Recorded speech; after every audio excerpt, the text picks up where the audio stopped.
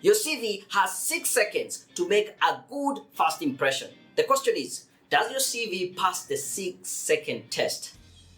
Don't worry if it doesn't, because in this video, I'm going to share with you how to make your CV pass that 6-second test. And I'm going to do it in two folds. Number one, I'll share with you what to do and also what not to do to make sure that you get that good first impression when the hiring manager or the recruiter reads through your CV. I have been blessed that I've been able to help so many people to get jobs, even through my YouTube channel.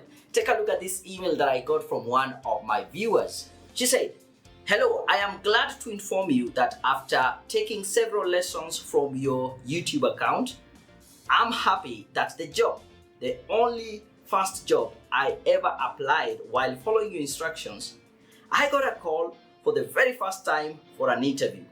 You are heaven sent. Stay blessed." So without further ado, let's get started.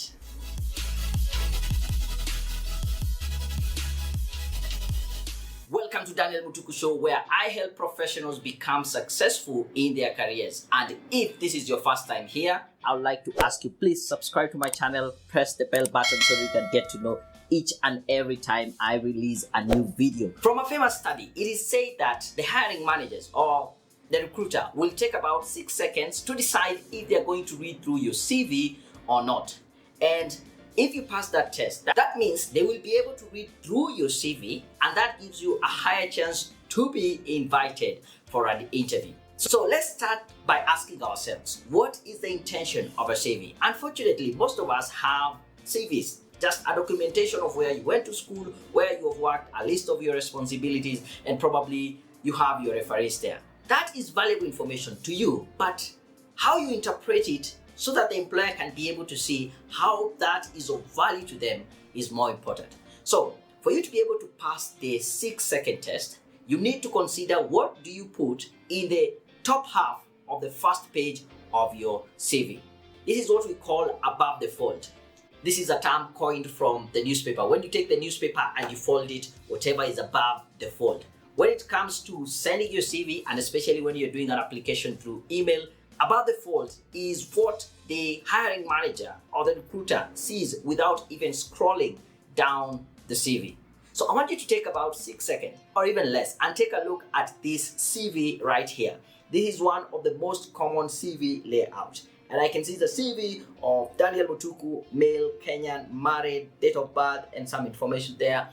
The question is, you are asking this as the recruiter or the hiring manager. What can this person do?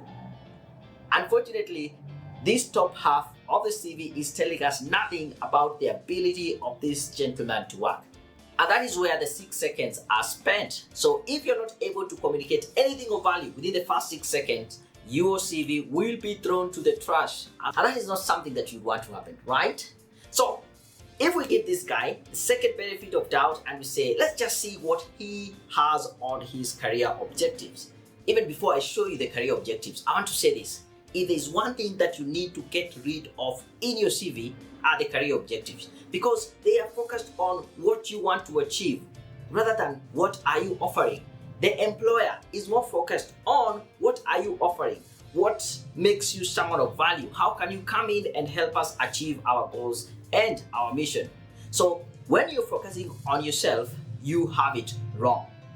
I want to show you some sample statements that I've seen in so many CVs when it comes to career objectives. And as you look at these objectives, I want you to ask yourself, do they resemble yours, both in tone and in style, or word for word?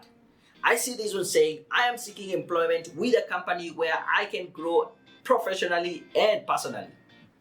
This is a very selfish statement. You're telling them what you want to gain from them rather than what you're bringing on board. And that is not the right thing.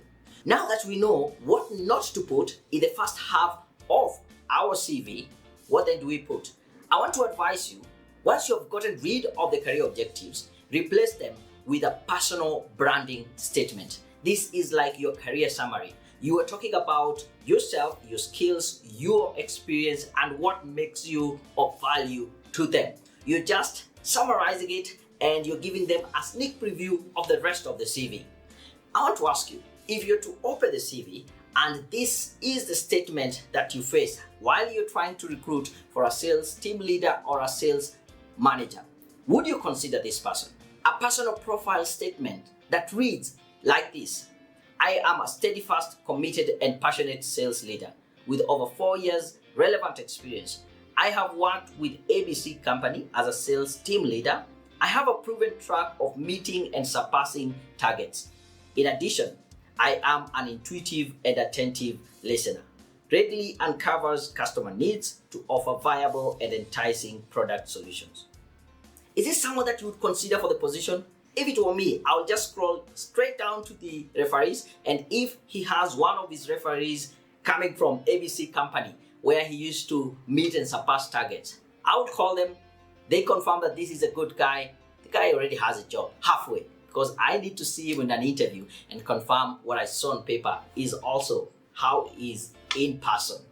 Here at Career Point Solutions, we offer a free CV review service, and recently we started offering free career coaching sessions. So if you'd like to take advantage of this free service, I would encourage you to go to www.careerpoint.co.ke/CV review. There you'll get an opportunity to be able to submit your CV for a free review, and one of our friendly career coaches will give you a call just to discuss what are the challenges that you're facing and how we can be able to come in and help you achieve your career goals. Again, head over to www.careerpoint.co.ke/CV review.